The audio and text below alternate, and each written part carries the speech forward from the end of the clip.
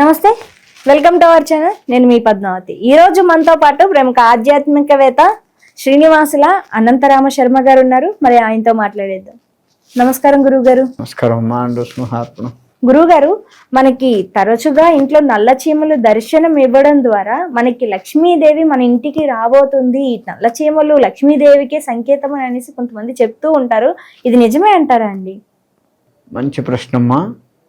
మనకి నల్ల చీమలు ఎక్కువగా మన ఇళ్ళల్లో కనపడుతూ ఉంటాయి. దానివల్ల ఏంటయ్యా అంటే, ఏదైనా శుభకార్యాన్ని తలపెడతాము, లేదు మన ద్వారా ఏదైనా శుభకార్యం జరుగుతుంది మన చేతుల మించి అని చెప్తారు. మరి శుభకార్యం చేయడం అంటే లక్ష్మీప్రదమే కదా. అవును. ఏ శుభకార్యం, ఏ చిన్న చేసినా ఏ పెద్ద చేసినా లక్ష్మీప్రదమే కదా శుభకార్యం చేయడం అనేది. అలా లక్ష్మీ ప్రసన్నమవుతుంది, లక్ష్మీప్రదము అని చెప్తూ ఉంటారు. లక్ష్మీప్రదం అనగానే అందరం కూడా డబ్బులు వస్తాయని చూస్తూ ఉన్నాం, కానీ మన ఇంట్లో జరిగే ప్రతి శుభకార్యము కూడా లక్ష్మీప్రదంగా, లక్ష్మీ అనుగ్రహంగా భావించాలి. కాబట్టి అటువంటి చీమలు తరచూ కనపడటం అనేది మనకి శుభ సూచకానికి గుర్తు. ఆ విధంగా చూసుకొని మనము ఆ చీమలకు వీలైతే మనకు తోచిన ఆహారాన్ని, ఎక్కువగా చీమలు పంచదార, బెల్లము వీటికి అట్రాక్ట్ అవుతూ ఉంటాయి, అవి ప్రీతిగా తీసుకుంటూ ఉంటాయి. కాబట్టి అటువంటివి ఆహారంగా వేయటం వల్ల మనకి గురుబలం కూడా పెరుగుతుంది. చీమలకు ఆహారం వేయటం వల్ల. అందుకే మనకు గురుబలం తక్కువగా ఉన్నటువంటి వారికి ఎక్కువగా ఏం చెప్తారు అయ్యా అంటే, చీమలకి పంచదార వేయమని చెప్తారు, చీమలకు లేదంటే బియ్యం వేయమని చెప్తారు. బియ్యాన్ని కూడా స్వీకరిస్తాయి. ఇలా వేయటం వల్ల ధాన్యాన్ని, అది ఏదైతే తింటుందో ఆహారాన్ని చీమలకు పెట్టడం వల్ల దేవాలయాల పుట్టలు అవి కనపడతాయి. అక్కడ కనుక వేసినట్లయితే ఎక్కువగా ఖచ్చితంగా గురుబలం, గురుడు యొక్క అనుగ్రహం కలుగుతుంది. గురుగ్రహం యొక్క అనుగ్రహం కలిగి, గురువు దేవతలకి గురువు కాబట్టి, గురుగ్రహం దేవతలకు గురువు కాబట్టి ఆ దేవతల అనుగ్రహం కూడా మనకు కలుగుతుంది అని చెప్పేసి చెప్తూ ఉంటారు. గురుబలాన్ని పెంచుకోవడం కోసంగా చీమలకి మనము ఏదైనా ఆహార పదార్థాన్ని ఇస్తూ ఉంటాం. ముఖ్యంగా పంచదార, బెల్లము, బియ్యము ఇటువంటివి వేస్తూ ఉంటాము. బియ్యం వేయటం వల్ల ఏంటయ్యా అంటే, తెల్లటి బియ్యము చంద్రుడికి ప్రతీక. మనశ్శాంతితో కూడుకున్నటువంటి గురుబలం పెరుగుతుంది, దేవతానుగ్రహం కలుగుతుంది. ఈ విధంగా మనం వారి వారి జాతక పరిస్థితిని బట్టి చీమలకు ఏది ఇస్తే మంచిదో కూడా ఉంటుంది. అంతేకాకుండా దత్తాత్రేయుడంతటి వాడే చీమల నుంచి కూడా నేర్చుకున్నాడు. చీమల నుంచి కూడా ఆయన అన్ని రకాలుగా దత్తాత్రేయుడు నేర్చుకుంటూ, అంటే ఆయన నేర్చుకోవడం అని కాదు, మానవాళికి చూపించడం కోసంగా ఆయన చేసినటువంటి ఒక మాయ అది. దత్తాత్రేయుడే గురుస్వరూపం. కాకపోతే ఈ చీమల ద్వారా కూడా, అంటే చిన్న ప్రాణి నుంచి కూడా మానవాళి నేర్చుకొని తరించాలి అని చెప్పేసి ఆయన చూపించిన మాయల్లో అదొకటి. చీమల నుంచి కూడా నేర్చుకున్నాడు. ఒకే వరుసలో వెళ్ళాలి చీమలు. ఏ చీమైనా గమనించండి, ఒకే వరుసలో వెళ్తాయి. ఎదురు వస్తే ముచ్చటించుకొని మళ్ళీ వెళ్తాయి తప్ప అక్కడే ఆగిపోవు, ఇష్టమైనట్టు పోవు. ఎన్ని పోయినా ఒక వరుస క్రమంలో పోతాయి. అది చీమల నుంచి నేర్చుకోవాలి. మనం నేర్చుకోవాలి అనుకొని తాపత్రయం ఉండి నేర్చుకోవాలన్నటువంటి కుతూహలం బాగా ఉన్నట్లయితే, ఆ ధ్యాస బాగా ఉన్నట్లయితే ప్రతి జీవి నుంచి కూడా మనం నేర్చుకోవాల్సింది ఉంది. మనం ఇప్పుడు చీమలు అనుకున్నాం కాబట్టి చీమ నుంచి అంటే ఒక వరుస క్రమం కావాలి. ఇవాళ ట్రాఫిక్ చూసుకున్నాం, మామూలుగా సిగ్నల్స్ దగ్గర కానీ ఎవరూ ఆగం. పోలీసు వాళ్ళు చెప్పింది ఎవరం వినం. ట్రాఫిక్లో రెడ్ లైట్ వస్తే ఆగండి, అటు ఇటు ఎవరు రావట్లేదు, రెడ్ లైట్ క్రాస్ చేస్తున్నాం, రాంగ్ రూట్లో వస్తున్నాం. మరి ఇదంతా కూడా ఏంటి, అస్తవ్యస్తంగా తిరుగుతున్నాం. మరి చీమలు అట్లా పోతున్నాయా? ఒక వరుస క్రమంలో పోతున్నాయి. అది చీమల దగ్గర నేర్చుకోవాలి. ఆహార పదార్థాన్ని సేకరించుకుంటాయి, దాన్ని నిల్వ చేసుకుంటాయి. 6 నెలల గ్రాసాన్ని అవి దాచిపెట్టుకుంటాయి వాటి కూట్లో. వాటి ఇంట్లో 6 నెలల గ్రాసాన్ని దాచిపెట్టుకుంటాయి. తన శక్తికి మించి ధాన్యాన్ని తీసుకొచ్చుకుంటాయి, బరువుని తీసుకుంటాయి, బరువుని లాక్కెళ్తాయి. తన శక్తికి రెట్టింపు బరువుని అది తెచ్చుకుంటుంది, తీసుకొచ్చుకొని మరీ దాచిపెట్టుకుంటుంది. అంటే మనం ఏదైనా సరే మన శక్తికి మించి అయినా దాన్ని చెయ్యగలగాలి అనేది చీమ నుంచి నేర్చుకోవచ్చు. ఏదైనా జాగ్రత్త చేసుకోవాలి.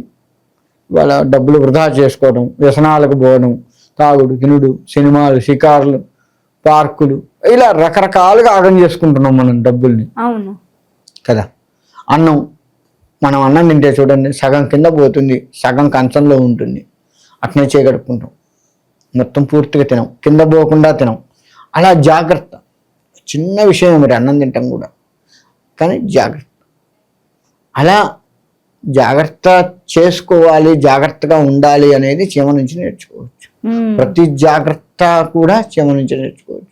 ఇప్పుడు వర్షాకాలం వస్తుంది, వర్షాకాలం చీమలు బయటికి రాలేవు. ఆ వర్షాకాలం ఎన్నాళ్ళు ఉంటుందో ఆ గ్రాసం మొత్తం ఇవ్వాలి. వర్షాకాలంలో తన కుటుంబానికి ఎంతైతే సరిపోతుందో ఆ గ్రాసం మొత్తం కూడా ఎండాకాలంలోనే అది నిల్వ చేసి పెట్టుకుంటుంది. అంటే చూడండి, వాటి జాగ్రత్త చూడండి. అది నేర్చుకోవాలి. మనకు ముందు ముందు వచ్చే కష్టానికి ఇప్పుడే మనం జాగ్రత్త చేసుకోవాలి అనేది చీమ నుంచి నేర్చుకోవాలి. మనకు కూడా అనేక కష్టాలు వస్తాయి. ఇప్పుడు వాళ్ళ ఉదాహరణకి డబ్బులే తీసుకున్నాం. మనకు ప్రస్తుతానికి మనకు డబ్బులతోటి ముడిపడి ఉంది కాబట్టి ఈ కాలం డబ్బులే తీసుకున్నాం. బాగా సంపాదించుకున్నాం, ఇంత డబ్బు ఉంది అని చెప్పేసి ఏముందిలే 10 రూపాయలు ఖర్చు పెడితే ఏమవుతుంది, 100 రూపాయలు ఖర్చు పెడితే ఏమవుతుంది అని చెప్పేసి విచ్చలవిడిగా ఖర్చులు పెడుతూ ఉంటాము. 10 10 10 10 100 100 100 100 అట్లా ఎక్కువగా ఖర్చు అవుతూ ఉంటాయి. చిన్నదాని దేవుందిలే అని. మరి తర్వాత కష్టం వస్తే ఒక్కడుండదు, ముందే ఖర్చు చేస్తున్నాం, విచ్చలవిడిగా ఖర్చు పెట్టుకున్నాం. అది జాగ్రత్త చేసుకోవటం అనేది రాబోయే కష్టాన్ని ముందుగా ఊహించి దానికి సంబంధించిన జాగ్రత్త మొత్తం కూడా చీమలు చేసుకున్నాయి. వర్షాకాలానికి సంబంధించి ముందే నిల్వ చేసుకొని తన కుటుంబాన్ని పోషించుకున్నాయి. చీమల నుంచి నేర్చుకోవాల్సింది కూడా అదే. రాబోయే కాలంలో వచ్చే కష్టాలు మనకు తెలియవు కాబట్టి ధనము, ధాన్యము ఏదైనా సరే జాగ్రత్త చేసుకుంటూ ముందు మనకు వాటి ద్వారా అవసరాన్ని, ఏదైనా కష్టం వచ్చినప్పుడు ఈ దాచిపెట్టుకున్న ధనాన్ని తీసి ఏ రోగము, నొప్పి ఏదో వస్తుంది, హాస్పిటల్ కొంత ఖర్చు పెట్టుకోవాలి, ఇంట్లో వివాహం చేయాలి, ఎవరిని అప్పడకుండా మనం ఇప్పటి నుంచే జాగ్రత్త పెట్టుకొని చేస్తే ఇంట్లో శుభకార్యాలు చేసుకోవచ్చు చక్కగా. ఇది మనం చీమల నుంచి నేర్చుకోవాలి. మానవాళి నేర్చుకోవాలి అంటే ఎన్నో ఉన్నాయి. చీమల నుంచి నేర్చుకోవాల్సింది ఇది. ప్రతిదీ కూడా జాగ్రత్త చేసుకోవడం, ఒక పద్ధతి ప్రకారంగా జీవించడం. గురువుగారు, అసలు ఇంట్లో చీమలు కనబడగానే మొట్టమొదటిగా చేయాల్సిన పని ఏంటి మనం? అంటే వాటిని కనిపించగానే కొంతమంది వాటిని చంపేయడం కోసం పౌడర్స్ యూజ్ చేస్తూ ఉంటారు, లేకుంటే రకరకాల అన్నిటిని వాటిని తొలగించడం కోసం చేస్తూ ఉంటారు. ఇలాగే చేయడం కరెక్ట్ అంటారా? లేకుంటే అసలు చీమలు కనిపిస్తే మొట్టమొదటిగా ఏం చేయాలి? నమస్కారం చేయాలి. ఎందుకంటే అవి మన గురువు. ఇప్పుడు మనం చెప్పుకున్నాం, వాటి నుంచి నేర్చుకుంటున్నాం. అది నేర్పుతున్నాయి కాబట్టి గురువు. మన ఇంట్లో లక్ష్మీ ప్రదానానికి సంకేతం చూయిస్తుంది కాబట్టి గురువు లక్ష్మీప్రదంగా ఒక నమస్కారం చేసుకోవాలి. మనల్ని బాగా ఇబ్బంది పెడుతున్నాయి, మీరు అన్నట్టు గమెగ్జిన్ అదో ఇదో వేసి, చీమల మందు వేసి, లక్ష్మణ రేఖ వస్తుంది, లక్ష్మణ రేఖ గీసి వాటిని చంపేస్తున్నాం. అలా కాకుండా పసుపు, మన ఇంట్లో నిత్యం పసుపు ఉంటుంది. ఆ పసుపుని దారికి, అవి వచ్చే దారికి వేసినట్లయితే ఆ పసుపుని దాటి రావు. అక్కడి నుంచి అవి వేరే దారి తీసుకుని వేరే చోటుకి వెళ్ళిపోతూ ఉంటాయి. అవి ఇబ్బంది పెడితే పసుపు వల్ల వాటికి ఏం హాని ఉండదు? హాని కాదు. అది ఒరిజినల్ పసుపు అయితే, వాళ్ళ కెమికల్ పసుపులు వస్తున్నాయి, మళ్ళీ దానివల్ల హాని. మనం అన్ని కెమికల్కి బాగా అలవాటు పడ్డాం. చివరికి ఇంట్లో ఆహార పదార్థాలు కూడా కెమికల్ తోటే ముడిపడి ఉన్నాయి కాబట్టి అలా పసుపు వేస్తే వాటికి హాని జరగకుండా అవి మనల్ని ఇబ్బంది, ఇంట్లోకి వచ్చి ఎక్కడ చూసిన చీమలు ఉండి, ఇప్పుడు అన్నానికి చీమలు పట్టడం, లేదు ఇంకేదైనా పదార్థాలకు చీమలు పట్టి మనం తినకుండా కావడం, ఇటువంటివి అవుతూ ఉంటాయి. కాబట్టి పసుపు వేసి వాటిని డైవర్ట్ చేయాలి. లేదు పంచదార కొంచెం దూరంగా, అవి వస్తున్న దారి చూసుకొని దూరంగా వేసినట్లయితే ఇవన్నీ అటు డైవర్ట్ అయిపోతాయి.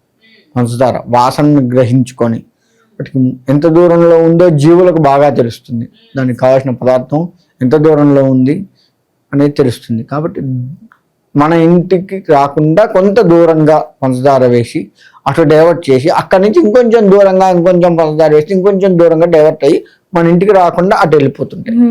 ఆ విధంగా వాటిని డైవర్ట్ చేసి వాటికి హాని కావద్దు, మనము పాపం చేయొద్దు. గమనించి వాటిని చంపడం పాపం కదా. అవును. అటువంటి పాపాలను చేయకుండా వాటిని ప్రశాంతంగా వాటిని దారి మళ్ళిస్తూ మనం సుఖంగా ఉండాలి. ఆ వాటిని సుఖపెట్టాలి. ఆహార పదార్థం ఇస్తూ వాటికి సుఖమే కదా. అలా వాటిని సుఖపెడుతూ వాటిని దారి నుంచి మనం ఇబ్బంది పడకుండా మనము సుఖంగా ఉండాలి. ఆ విధంగా చేయాలి. కానీ జమాగ్జిని చంపడం, నీళ్లు పోసి వెళ్ళగొట్టడం, ఇతరత్ర అవి ఏవి చేయకూడదు. ఆ విధంగా చేసుకున్నట్లయితే మనకు పాపం అంటకుండా వాటికి ఆహారం వేసిన పుణ్యాన్ని దక్కించుకుంటూ అవి మన ఇంట్లో ఏ ఇబ్బంది కలగకుండా వాటిని దారి మళ్లించిన వాళ్ళం అవుతాం. చాలా చక్కగా వివరించారు గురువు గారు. అయితే మన ఇంట్లో కనిపించే తరచూ ఈ నల్ల చీమల విషయంలో ఏవేవైతే తప్పులు చేస్తూ ఉంటామో వాటిని చేయకుండా సరిదిద్దుకోవడం ఎలాగో చాలా చక్కగా వివరించారు. ధన్యవాదాలు గురువు గారు. మానవ సంహారం.